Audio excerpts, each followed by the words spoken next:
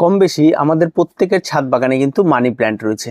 আর এই money plant কিন্তু শীতকাল আসা মানেই একটা ডরমেন্টারি পিরিয়ড, এটা আমরা প্রত্যেকেই মেনে থাকি। আর যার ফলে কিন্তু এই সমস্ত গাছগুলিতে পরিচর্যা করা সম্পূর্ণভাবে বন্ধ করে দিই এবং একটা সময় আসে যখন গাছগুলি বেড়ে ওঠার সময়, তখন কিন্তু গাছগুলি খুব একটা ভালো গ্রো করে না। ফলে যেই সমস্ত গাছগুলি দীর্ঘদিন সেই শীতের মধ্যে ছাদ বাগানে পড়ে থাকে, গাছগুলি কিন্তু আস্তে আস্তে নষ্ট হতে শুরু করে। তো আজকে আমরা আলোচনা করব যে এই পুরো শীতকাল জুড়ে, যে শীতকালের স্টার্টিং হওয়া শুরু হয়েছে এখন থেকে শুরু করে, কি করে আপনার পুরো আগামী 3 মাস বা 4 মাস আপনার এই মানি প্ল্যান্টটি প্রচন্ড ঠান্ডা থেকেও আপনি ভালো রাখবেন, তার সমস্ত বিষয় নিয়ে আজকের বিস্তারিত আলোচনা। তো পুরো ভিডিওটি স্ক্রিপ্ট না করে দেখতে থাকুন। সবার প্রথমে যে বিষয়টি নিয়ে আলোচনা করব, যে শীতকালে যখন আপনার ছাদ বাগানে মানি প্ল্যান্ট রয়েছে তখন জল দেওয়ার ক্ষেত্রে একটু আপনারা বুঝে শুনে জল দিন। কারণ গরমকালে যেমন এই সমস্ত গাছগুলিতে অতিরিক্ত জল দেওয়ার ফলেও গাছের গোড়ায় জল জমে থাকলেও গাছের গোড়া কিন্তু চট করে পচতো না, এবং কি হতো, গাছটি আর সুন্দরভাবে গ্রো করতো। বা জলে যে সমস্ত মানি প্ল্যান্টগুলো রয়েছে সে সমস্ত মানি প্ল্যান্টে যদি জলটা থাকে, সেই জলের মধ্যে যদি বারবার করে আপনি থাকে এবং এই জলটি বারবার করে ঠান্ডা হবে, এবং তাতে কিন্তু গাছের গ্রোথটা একটু হলেও থমকে যাবে। কিন্তু তাই বলে এটা নয় যে আপনি জলটা আর চেঞ্জ করবেন না। জলটা যদি আপনি চেঞ্জ না করেন তাহলে কিন্তু সেক্ষেত্রে যাতে গাছের গোড়া পচে যেতে পারে। ঠিক একই রকম ভাবে জল দেওয়ার ক্ষেত্রেও তাই, যে সমস্ত গাছগুলি মাটিতে রয়েছে তাদের ক্ষেত্রে তাই আপনার সীমিত পরিমাণ গাছে জল দেবেন শীতকালে, আর অতিরিক্ত জল কিন্তু শীতকালে একেবারেই দেবেন না, তাতে কিন্তু গাছ নষ্ট হয়ে যেতে পারে। 2 নম্বর যে বিষয়টি রয়েছে সেটা হচ্ছে সূর্যালোক। শীতকাল মানে কিন্তু সূর্যালোকটা অনেকটাই কমে যায়। আর যেহেতু সূর্য মোটামুটিভাবে একটা সাইড দিয়ে যাতায়াত শুরু করে, তার ফলে কিন্তু যে সমস্ত বাগানে হয়তো দিনে 3 থেকে 4 ঘন্টা রাখতো রোদ, সেখানে গিয়ে দেখা যায় সেখানে রোদটা অনেকটা কম লাগছে। আর শীতকালীন বাগানে এমনি রোদ কম লাগে। আর তার জন্য এই মানি প্ল্যান্টের জন্য কিন্তু প্রচুর পরিমাণ রোদ লাগবে এমনটা বিষয় নয়, তবে পর্যাপ্ত রোদ বলতে এখানে বোঝানো হয় 1 থেকে 1.5 ঘন্টা বা একটা শেডি আলো লাগলেই যথেষ্ট এই মানি প্ল্যান্টের জন্য। তার জন্য কিন্তু অবশ্যই আপনাকে এই গাছটি যদি আপনি ঘরের কোথাও রাখেন তাহলে অবশ্যই আপনাকে জানলার পাশে রেখে দিতে হবে, বা আপনার খোলা ছাদ বাগানে যেখানে রাখবেন সেখানে যেন পর্যাপ্ত সামান্য পরিমাণ রোদ লাগে। এই ডরমেন্টারির জন্য অবশ্যই কোনো ঘরের বা কোনো একটা জায়গায় এক কোণায় ফেলে রাখবেন না, তাতে কিন্তু গাছ নষ্ট হয়ে যেতে পারে। এবার আসি মাটি। যদি আপনি নতুন করে এই সমস্ত চারাগুলি লাগাতে চান তাহলে কিন্তু শীতকালে আপনি নতুন চারা তৈরি করতে পারবেন এবং এই সমস্ত গাছগুলি বসাতে পারবেন। তার জন্য কিন্তু আপনার একটা মাটির মিশ্রণের প্রয়োজন রয়েছে। আর এই সমস্ত মানি প্ল্যান্টগুলি মাটিতে যারা করেন তারা কিন্তু খুব ভালো করে করতে পারবেন। আর জলেও কিন্তু হয়ে থাকে, কিন্তু জলের গাছ একটা সময় গিয়ে লিমিটেড গ্রোথ নেয়, তারপরে কিন্তু তারা থেমে যায়। আর মাটির গাছে কিন্তু আনলিমিটেড গ্রোথ। আর এই মাটিটি আপনাকে তৈরি করতে হবে সবসময় যেন 50% মাটি নিতে হবে, 20% আপনাকে বালি নিতে হবে, আর বাকি 30% কম্পোস্ট নিতে হবে। এই কম্পোস্টের মধ্যে কিন্তু আপনারা ভার্মি কম্পোস্ট ব্যবহার করতে পারেন, পাতা পচা সার ব্যবহার করতে পারেন, পুরনো গোবর সার ব্যবহার করতে পারেন, বা যে কোনো কিছু আপনারা ব্যবহার করতে পারেন, বা আপনার বাড়িতে এক কোণে পড়ে থাকা আবর্জনা সেগুলি ব্যবহার করতে পারেন। আর তার সঙ্গে হাড় গুঁড়ো, শিংকুচি এই সমস্ত কিছু আপনারা মিশিয়ে দিতে পারেন। আর যদি আপনি মনে করেন যে আমি সম্পূর্ণ রাসায়নিক রূপে এই সমস্ত গাছগুলি করব, তাহলে রাসায়নিক সার দিয়ে এই সমস্ত গাছগুলি খুব সুন্দরভাবে বেড়ে ওঠে। তার জন্য আপনাকে মোটামুটি ভাবে দোআঁশ মাটি নিতে হবে। আর এই দোআঁশ মাটির সঙ্গে আপনি যে টবে করবেন সেই টবের মাপে আপনারা 80% দোআঁশ মাটি নেবেন, আর তার সঙ্গে 20% বালি নেবেন। আর এর মধ্যে যদি আপনি এনপিকে 20-20-20 দিয়ে করতে চান তাহলে অবশ্যই আপনারা এই মাটির সঙ্গে আপনারা 1 চামচ এনপিকে 20-20 মিশিয়ে দিন। যদি আপনি নর্মালি বাগান করতে চান বা অন্য কোনো কিছু দিয়ে, সেম রেশিওর এনপিকে সেম রেশিওর অন্য কোনো কিছু দিয়ে, তাই প্রত্যেকটা জিনিসই 1 চামচের বেশি ব্যবহার করবেন না। সেটাতে আপনারা মাটির মিশ্রণ তৈরি করে সমস্ত গাছগুলো লাগিয়ে দিতে পারেন, সেখানে কিন্তু খুব সুন্দরভাবে গ্রোথ নিয়ে থাকে। এবার আসি টব নির্বাচন। এই সমস্ত গাছগুলির জন্য আপনারা যে কোনো মাপের টব ব্যবহার করতে পারেন, হ্যাঙ্গিং ব্যবহার করতে পারেন, বা যে কোনো সময় যে কোনো মাপের টব বা আপনার ছাদ বাগানে রেখে দেওয়া টব ব্যবহার করতে পারেন, যে কোনো টব, সেটা আপনার জায়গা অনুযায়ী আপনার পছন্দ অনুযায়ী আপনার টব নির্বাচন করবেন। তবে যেহেতু শীতকালীন বাগান তাই অবশ্যই আপনারা গাছের কিন্তু গ্রোথ একটু কম পাবেন, এবং তারপরে ধীরে ধীরে ধীরে ধীরে আগামী ফেব্রুয়ারি মাস থেকে কিন্তু এদের গ্রোথটা আবার ভালো পাই যাবেন। গাছ লাগিয়ে দেওয়ার পর অবশ্য আরেকটি গুরুত্বপূর্ণ বিষয় থাকে, সেটা হচ্ছে সার প্রয়োগ। অবশ্যই এই সমস্ত গাছগুলি কিন্তু সার প্রয়োগ করতে হবে। আর এই সমস্ত গাছ লাগিয়ে দেওয়ার পর এই সমস্ত গাছগুলি অবশ্যই তরল সার ভীষণভাবে পছন্দ করে। যদি আপনার ছাদ বাগানে যদি রাসায়নিক তরল সার এনপিকে 20-20-20 থাকে, তাহলে অবশ্যই আপনার 1 লিটার জলে 1 গ্রাম গুলে নিয়ে প্রতি মাসে একবার করে এই সমস্ত গাছে স্প্রে করে দিন এবং গাছের গোড়ায় 200 ml ঢেলে দিন। এটা আপনাকে যদি প্রতি মাসে আপনি করতে পারেন তাহলে কিন্তু গাছ অনেক ভালো থাকে, গাছের পাতা সবুজ থাকে, গাছের গ্লেজি একটা ব্যাপার থাকে, এই সমস্ত ব্যাপারগুলো কিন্তু সে ধরে রাখতে পারে। তো অবশ্যই আপনারা চেষ্টা করবেন যে প্রতি মাসে অন্তত গাছে খাবার।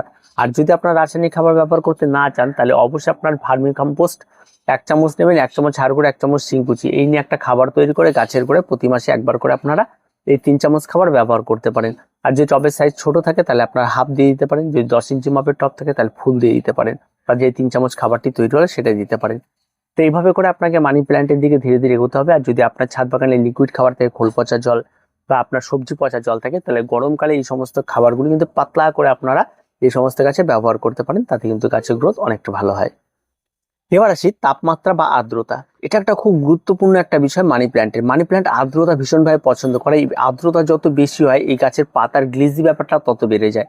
তার জন্য অবশ্যই শীতকালে আপনি যদি এটা আশা করেন সেটা কিন্তু হবে না, কারণ শীতকালে কিন্তু যথেষ্ট ড্রাই ওয়েদার, আর সেখানে গিয়ে কিন্তু আর্দ্রতাটা খুব একটা ভালো পাওয়া যায় না। তার জন্য অবশ্যই মাঝে মধ্যে আপনাকে প্রতি সপ্তাহে একবার করে যদি আপনারা এই সমস্ত গাছগুলিতে জল স্প্রে করে দিতে পারেন তাহলে কিন্তু বেশ ভালো কাজ করে।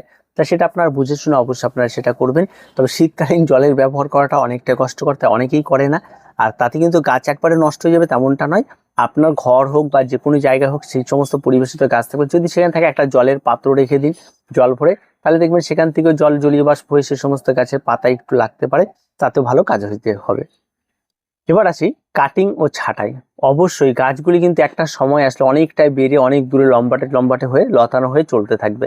তা আপনি আপনার জায়গায় কেমন ডেকোরেশন করবেন এবং কেমন ভাবে এই সমস্ত গাছগুলিকে রাখবেন সেই অনুযায়ী কিন্তু আপনাকে কিন্তু ছাঁটাই করতে হবে। কখনো প্রয়োজন পড়লে বেশি ছাঁটাই করতে হবে, কখনো কম, কখনো যেমন শেপ দিতে চান সেই শেপ অনুযায়ী আপনাকে ছাঁটাই করতে হবে। তবে ছাঁটাইটা আপনাকে প্রতিনিয়ত করতে হবে, যখনই গাছ বেড়ে যাবে তখনই করে দিতে হবে। তাহলে গাছের গ্রোথ ভালো হয়, গাছের যত বেশি প্রুনিং করবেন গাছ তত বেশি ঝাড়ল হবে। এই সমস্ত বিষয়গুলি কিন্তু মাথায় রাখতে হবে। আর এই কাজগুলি কিন্তু শীতকাল বলে ডরমিটরি পিরিয়ড বলে ফেলে রাখলে কিন্তু চলবে না, শীতকালেও কিন্তু এই সমস্ত কাজগুলি চালিয়ে যেতে হবে। আর গাছের গ্রোথ কিন্তু শীতকালেও হয়ে থাকে। এবার আসি রোগ পোকামাকড় নিয়ন্ত্রণ। এই সমস্ত গাছগুলিতে মূলত তেমন কোনো পেস্টের আক্রমণ ঘটে না। এই সমস্ত গাছগুলির যেটা আক্রমণ ঘটে সেটা হচ্ছে ফাঙ্গালের আক্রমণ ঘটে। প্রথম শীতকালে যে ফাঙ্গালের আক্রমণটি দেখবেন সেটা হচ্ছে পাতা পুড়ে যাওয়া, ঠিক মাথার দিক থেকে পাতাটি শুকিয়ে আসবে এবং পরবর্তীতে সে পাতাটি ঝরে যাবে। আবার কখনো কখনো দেখা যায় যে গাছে যদি জলের অভাব দেখা দেয় তাহলে পাতাগুলি হলুদ হয়ে আসে। এই দুটো সমস্যা মূলত দেখা দেয়। আর তার জন্য আপনাকে প্রতিনিয়ত এই সমস্ত গাছগুলিতে যে অ্যান্টিফাঙ্গাল পেস্টিসাইড স্প্রে করতে হবে এমনটা নয়। যখন হয়তো আপনার বাগানে পুরো বাগানে একটা নির্দিষ্ট রুলস রয়েছে যে আমি হয়তো 15 দিন পর বা 1 মাস পর অ্যান্টিফাঙ্গাল বা পেস্টিসাইড স্প্রে করি, সেই অনুযায়ী এই সমস্ত গাছের পাতাগুলিতে স্প্রে করে দেবেন, তাতে যথেষ্ট। আর তেমন কোনো রকম কোনো প্রয়োজন পড়বে না। আর যে সমস্ত পাতাগুলিতে ফার্স্টে যে দেখবেন এই সমস্ত সমস্যাগুলি দেখা দিয়েছে সেই সমস্ত পাতাগুলিতে একটু ছেটে দেবেন, এই সমস্ত কাজগুলি করবেন।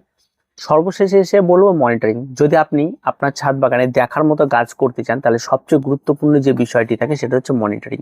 অবশ্যই আপনাকে প্রতিনিয়ত গাছের কাছে যেতে হবে, গাছে কি খাবারের কোনো ঘাটতি দেখা দিচ্ছে কিনা, গাছের পাতার গ্লেজিটা ঠিক আছে কিনা, গাছটি কোনো রকম ভাবে গ্রোথটা থমকে গেছে কিনা, এই সমস্ত বিষয়গুলি খেয়াল রাখতে হবে। আর যদি প্রয়োজন পড়ে তাহলে কিন্তু আপনার যে সমস্ত টবের মধ্যে এই গাছগুলি রয়েছে প্রয়োজন পড়লে আপনাকে রিপোর্টও করতে হতে পারে।